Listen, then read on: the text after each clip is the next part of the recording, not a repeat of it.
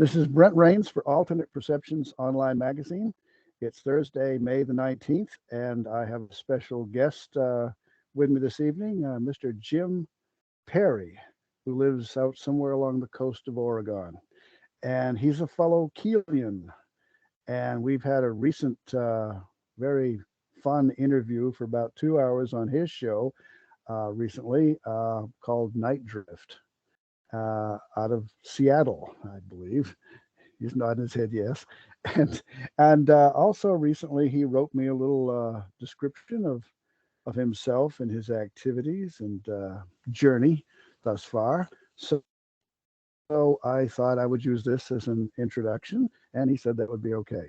So I'll go ahead and read this, and then we'll launch it into our conversational interactions and go wherever we're led to go. All right. It's going to be a good one, people. So hang on.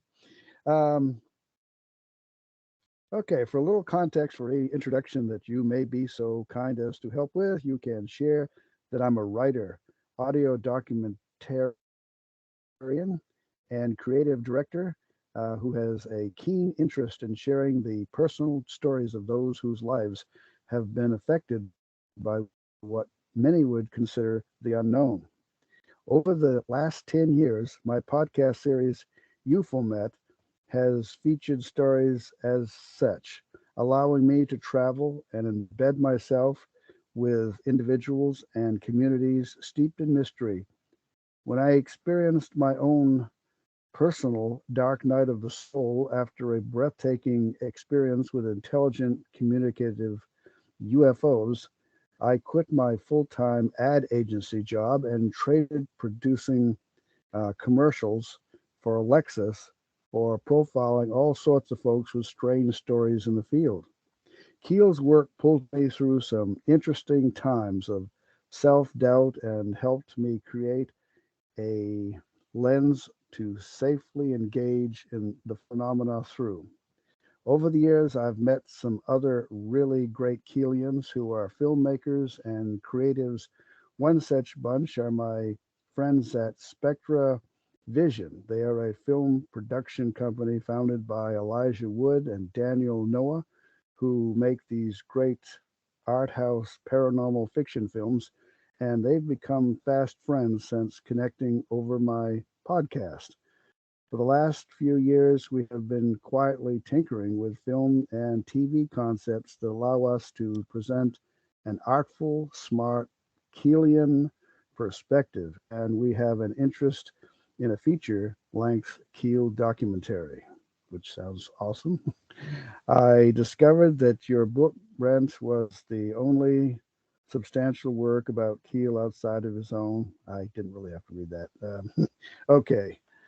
Well, anyway, thank you for that, and thanks for coming on this, show or whatever you want to call it, podcast. It's a Um, pleasure. well, I've been looking forward to turning the tables on you and interviewing you and finding out a little about yourself now. Since I spilled, After I put you through the ringer for hours I had to spill recently. my guts, Yes, which was indeed. no problem.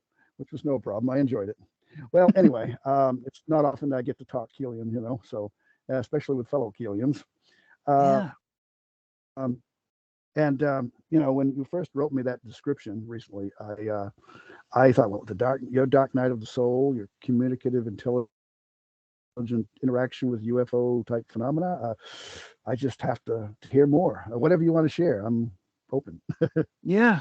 Well, thank you so much. I mean, it's a pleasure chatting with you again.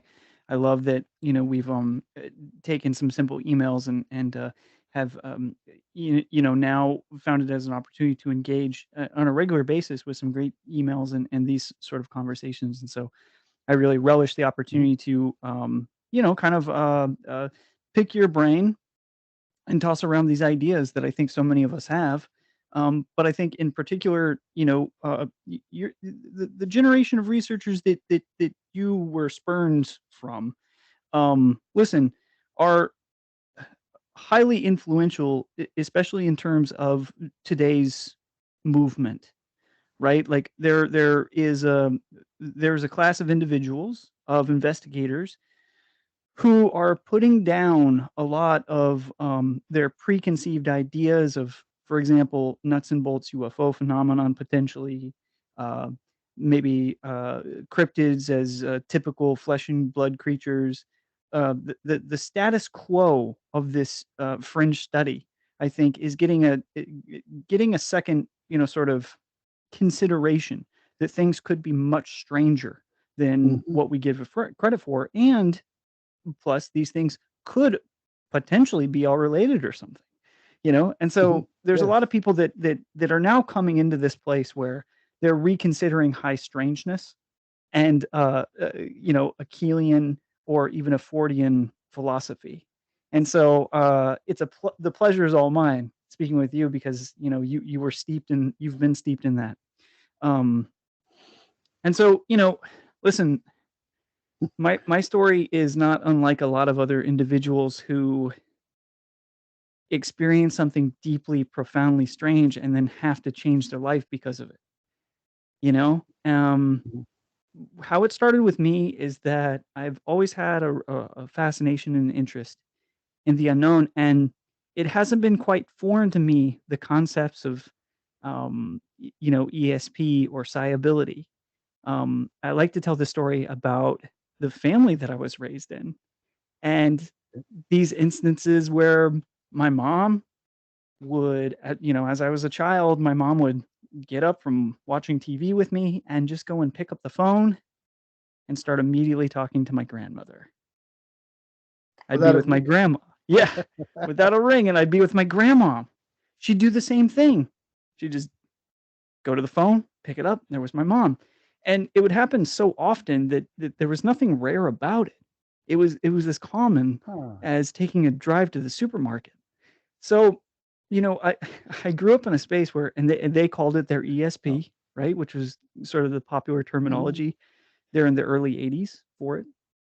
And so I entered into a space where, like a lot of people, you get wrapped up in whatever this 3D consensus reality of expectations and needs and wants, and a lot of that is rooted in, sort of, "Oh, I gotta reach the status," or, "I gotta be this place in my education or my career or work." And so, for the most part, in addition to exploring, sort of art and what my place is in that, I found myself as a full-time creative director for an ad agency. And with that came, really sort of high stress projects for Fortune 100 companies, social media and custom content. I was doing everything from, sort of designing magazines to directing, sort of television commercials. So it was great fun for a while until uh, a part of the quality of that work started to kind of wear on me, because I was becoming less able to accept sort of subjective criticism of what the work was. And I think what it meant to me was that I don't think that I have the aptitude for to be in this sort of creative situation for too long, because it is so subjective. And if things are all subjective, then why don't I just do what I want to do? Why don't I just focus on the things I want mhm, to do? Let's take the skill sets that I acquired here, and can I do something else with them? And so I sat on that ledge of uncertainty for quite a while. And at the same time, as I was experiencing things like panic attacks, I developed anxiety issues based off this position I found myself in, and doubting myself. Um, I started to remedy that by going back and getting in touch with the person that I knew I was. And this was a person that stayed up all night listening to Art Bell in the '90s, for example. You know, mhm. bedtime was like 2 a.m. in the morning Pacific time when, the the uh, the outro to Coast to Coast played. So I dived into that. I even started watching things that used to connect with me as a kid, like pro wrestling. I started watching pro wrestling again because I had this relationship with my brother and my great grandfather. And, I was tapping into that kid inside of me. And what that Yeah, allowed me to do is it allowed me to kind of like open my eyes and look around at how that kid in me would experience my life as it was. What was really moving me? Where would I be proud of myself?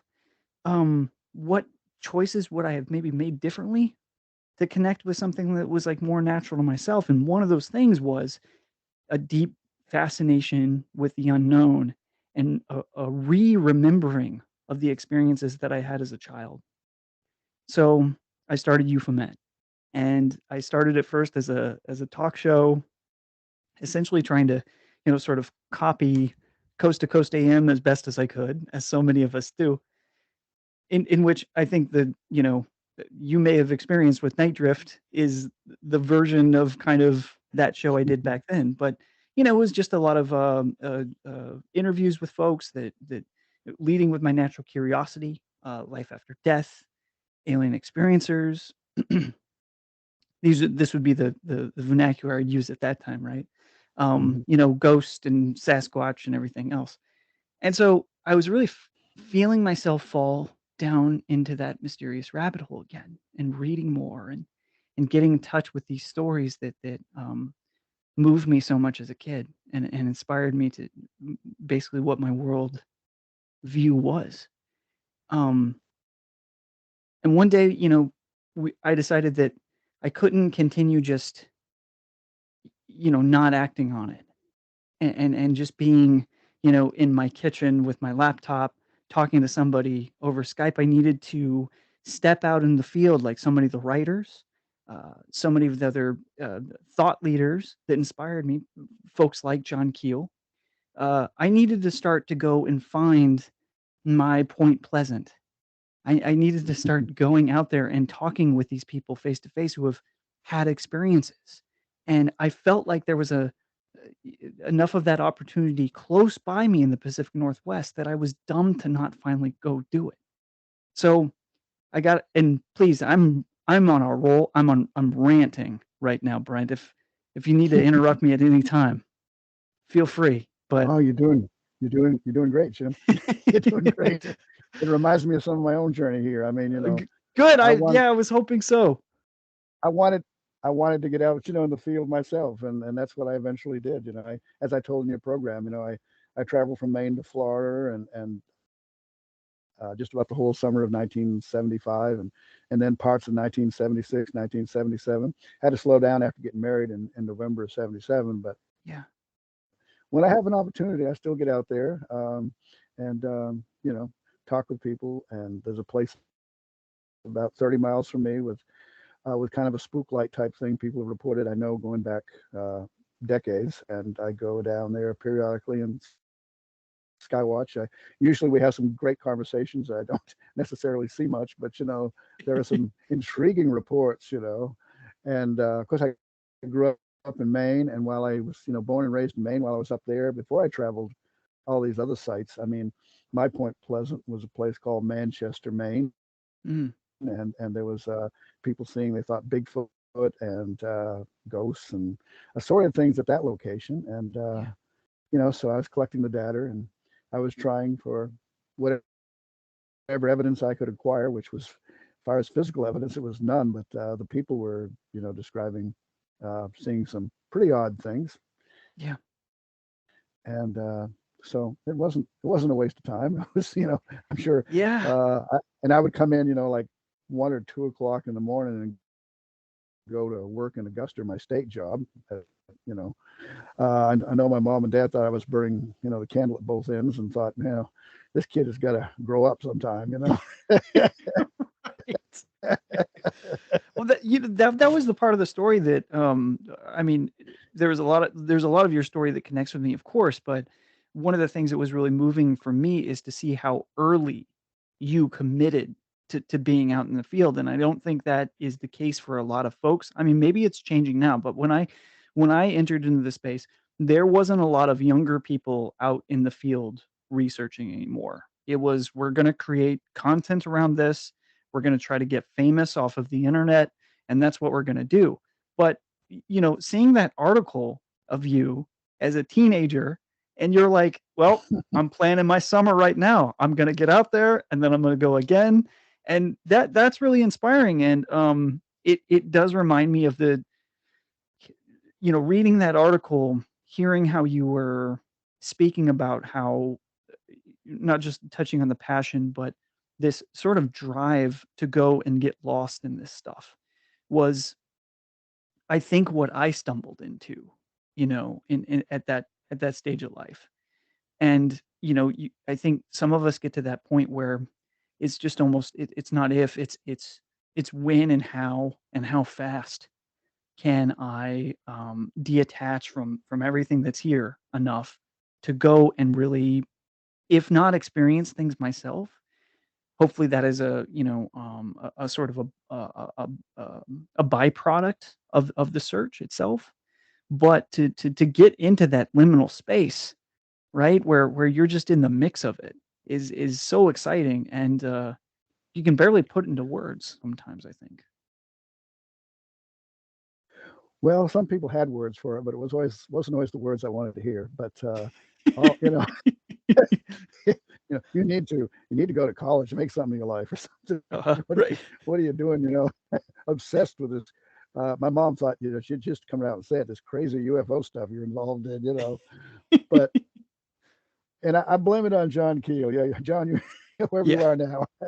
I mean, you know, Frank Edwards was cool and it had me going there for a while. But I think eventually it would have just died out. But when I realized the scope of this thing, the full spectrum of it,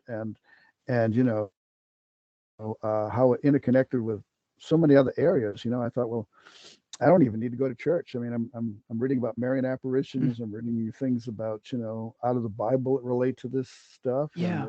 it's Right. uh, it's all encompassing, Right. uh, and try to encourage other people to come on board. Like in my extensive correspondence with Keel's friend Dr. Berthold Schwartz, who was a psychiatrist and parapsychologist, and then he realized, oh, the UFOs are connected with it too. So he jumped on board, and I had, I guess, about 37 years of correspondence. Met him twice.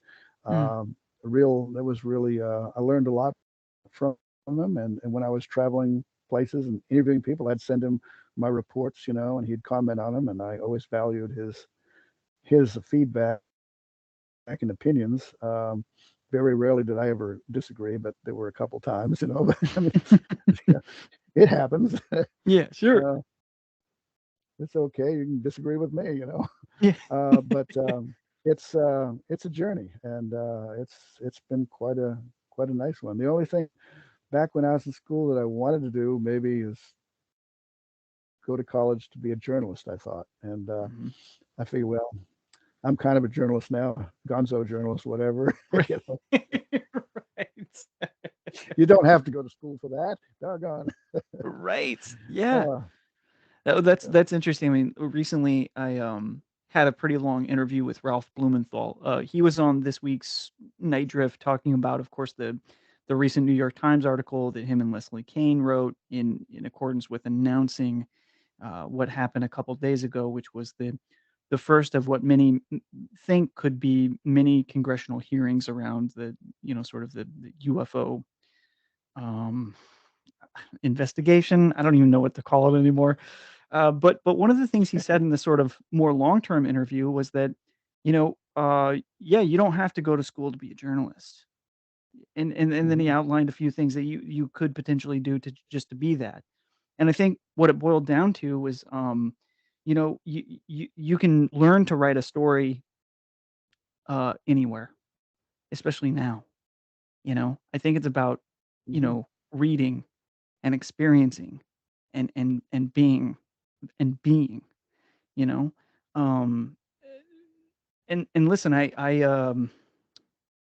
have to agree, I had journalism training in high school.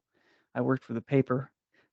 There was a time where mhm, I too was, getting, I had the ambition to, be a journalist and go to college for that as well.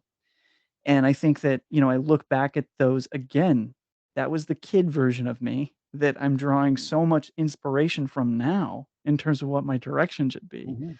at some point in time, I decided not to listen to that kid anymore, and then I went, on a detour, and I'm glad I did because I learned a lot of great skills. But honestly, Brent, nothing could have sort of adequately prepared me to what would happen once I did enter into the field.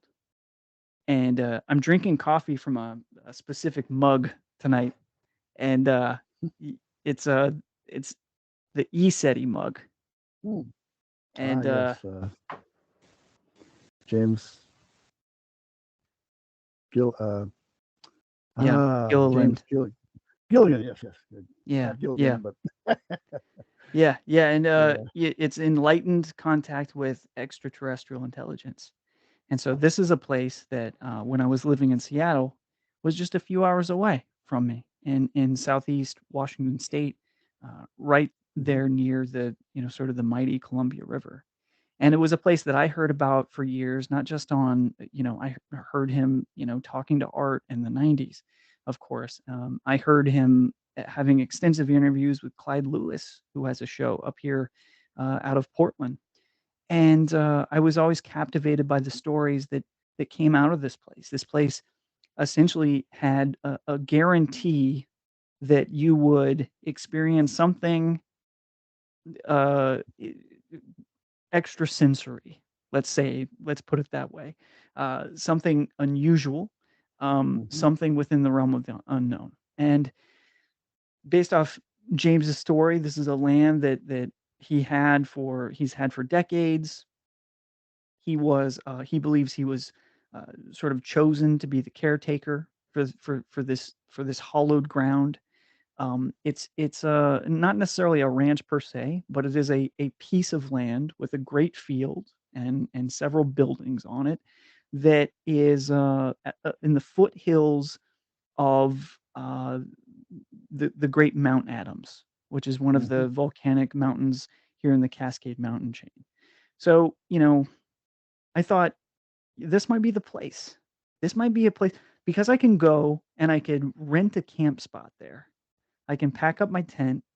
I can bring some friends and I'll go there and without expectations, I'll see what happens. And so by this time, Brent, I'd been doing the podcast for maybe a year and a half or 2 years. I brought my brother, my uncle, a friend, and we went out there for a weekend. And we said, listen, let's not have any expectations. Let's just be present, you know? Let's kind of see what unfolds, and let's not be judgmental against each other. Thankfully, my family and friends that went with me all had the same general interest in this topic. They were all listening to the same podcast as I was, and were very encouraging and going on potentially a kind of a journey themselves on this weekend. So we get out there, and you know we get to the gate of the property, and immediately there's like wooden sculpted signs with gray aliens on it and kind of some cheeky, extraterrestrial artwork and things like that. And you immediately go like, okay, this place, it's different. It's different. It's got a vibe. Hmm. So we go through the gate, we enter the code, we go through the gate, we go inside, we register, for our camp space. Super nice people working there, and there's all these books and paintings on the wall, and all of them suggest an idea of different alien beings, of different alien races and classes. And you have, your Pleiadians and Arcturians and you name it. They believe there's a lot of them, and it's this sort of defined for me personally. It's and I also blame Keel a little bit for this. It's this sort of very defined idea of what is that is most that makes me most fearful, and not necessarily the most skeptical because I'm open to like a world of possibility and these Hmm. things being a potential, but the sort of the stark certainty that was there with the Hmm. community was alarming to Yeah. me. It's like Keel would talk about UFO cultists, right? And Yeah. like how wild sort of ufology can get in the outer rims of things. And so I was experiencing that firsthand with a very warm embrace from the people there. And so you can't be mad at it and you can't be scared, Mm. but it was I felt, if it's possible that we can kind of feel energy shifts or something, I felt my energy change there, I think, a little bit, as I Yeah, really was entering into a strange new world. Um, yeah, have you had experiences like that where you are confronted with sort of stoic ideas about things that yeah. It makes me think of kind of what it must be like to be a little bit when you're on the front lines of like being a politician, and mm, you want to get along with people who have different take on it, but you want to try to identify with the same core issues as best mm. you can, even Oh, though that's interesting. even though they look at these things, you know, uh, well, they've taken the path of identifying what they perceive and what they experienced as being objective reality, and you're still toying with these subjective elements, and you've gone on a little different path, but you still share this desire to unravel the mystery and to better understand it. So, I mean, I'm Yeah. like at the place where, okay, it could be extraterrestrial, some elements of it, and it could be ultra terrestrial. With quantum physics, it could be both. I mean, Yeah. Right. Right. Yeah. especially So I mean, Yeah. no sense in fighting over it. Yeah. Right. Right. Yeah. Just got to It's go so kind of true. go with the flow when you're investigating. And I try to. I'm sure that some people I've interacted with have no idea where my head is at sometimes. Right. I'm, Yeah. I'm just trying Oh man. to Yeah. get along, and I'm a student. I'm not claiming to uh, have any great profound answers. Um, Yeah. I'm still looking for those, but you Yeah. know, Right. um, but I'm pretty confident that in what I think I do know, without being arrogant about it. Yeah. Of I course. think Keel is quite perceptive in the way he approached things. I mean, you know, uh, he I think it helped that as a child he had various experiences of poltergeists and neighborhood gorilla walking around through the area, and seeing a UFO at age 7 with his stepdad and his mother, and different experiences he had. Although he didn't put it together until the 1960s when he decided to delve into the UFO thing, and then he realized, oh, he's back in the been bringing back all these childhood experiences, and seeing that it was all these other people out there at hotspots like Point Pleasant, West Virginia, and a few others. I even found out that he went through around Fife, Alabama, down here close to where I am, Hmm. back in the 60s. And he said a lot of the same things that were going on a few years ago were going on back in the 60s. Poltergeist activity, UFOs, mutilations, you know. Wow. So, so yeah, uh, Well, I think you're right about that idea, that general idea that both things could be true. Because not only is sort of quantum science suggesting that, that's also an old shamanic idea, that multiple things can be hmm true. And I think that when I was there at ESETI, that's one of the ideas. One of my best friends is a, a student of non-dual shamanic work, and he's a practitioner, but he's going on his own trip right now where he doesn't know if he wants to be called a mystic or a shaman. But he's just, you know, whatever. Uh, he's the most useless mystic you'll ever meet. He doesn't give you any answer. Like he's just anyway. He's my best friend, so he'll know I'm joshing him here. But I try to hold like some of the things that he told me because before I went on this trip, I was like, hey man, what do you think about this?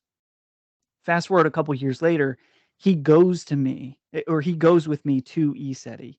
And so he can experience it on his own. And we went through a whole plethora of very human meets unusual experiences. But uh, I'll tell you what, when I was there, I was judgmental as hell, though.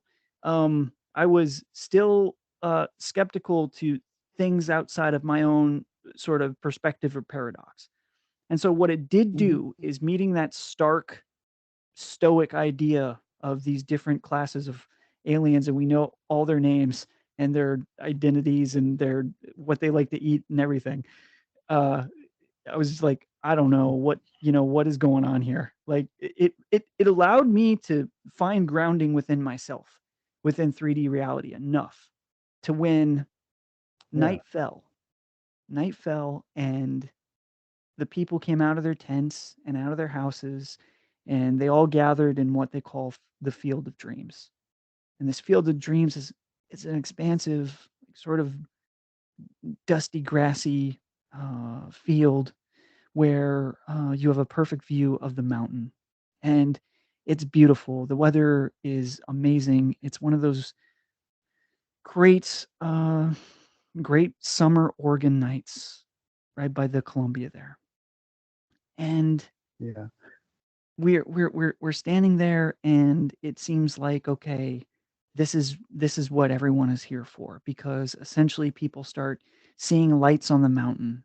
They start seeing UFOs appear out of nowhere, flying towards the mountain, flying in the sky, uh, changing direction at a person's suggestion.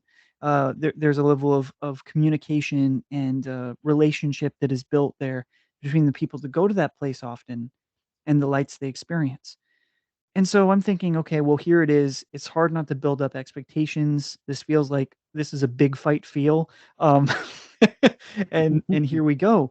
And James Gilliland comes out for the first time, and with all the grace in the world, he sort of like kind of floats from his yurt that he was on, and people notice him in the crowds. A lot of women notice him from the crowds, which is interesting to me. And he goes, "Hi, everyone. You know, I don't know why, but I think there's going to be a mothership that flies. It's going to be flying by us here pretty soon. I got this message that there's." And then, as he is describing this incredibly large amber light comes floating over his yurt and directly overhead, and then takes a hard corner and is gone. Hmm. And Wow. he's smiling as if it's another day at the office, Yeah. like he just said that the milk guy was going to show up to restock the shelves, and here he is like clockwork. There's no way that anyone would have known what that was, and that was definitely not of anything terrestrial, in terms of technology that anyone has any sense of knowing. So that was a palate cleanser, is what it was, Brent. And it was like, okay, if that just happened, what else? What else is possible here? And Yeah. so, we go, we see all sorts of lights in the sky, and we see lights in the mountains, and we see lights pop up, and they start glowing on the mountain, and then they drop all the way to the tree line, hundreds and hundreds of feet, and then take off, in a horizontal pattern, like off into nothingness. And you just see stuff like this all night long, to where you're like, I don't, some people wait their entire lives to maybe see one thing ever. And that one thing could Hmm. be extremely profound. We've heard those stories where someone sees a UFO once and has changed their life. Well, this was a spoil of riches, and it just kept happening to the point where it's like, this is just ridiculous. I don't even know what's going on here. And we spent a couple days there. um, Over those days, we had similar experiences. We had an experience finding what we think was a footprint of but a bipedal creature of some sort. Uh, we think we found a Bigfoot print, basically. Yeah. Um, Okay. that area, its history is loaded with lore. In fact, in that area, Washington State even it was kind of a joke a little bit, but they even passed a law at one point in time that it was illegal to shoot Sasquatches in that area if you came upon them. Mhm. So the skunk apes, the skunk caves, skunk ape caves, these things all happened in that area. So it's rich with that history. And what added credence to us finding this footprint is after we discovered this thing, stepping out of the field of dreams into the one cove of trees that existed in the middle of the field. It was one step, two step into nothingness.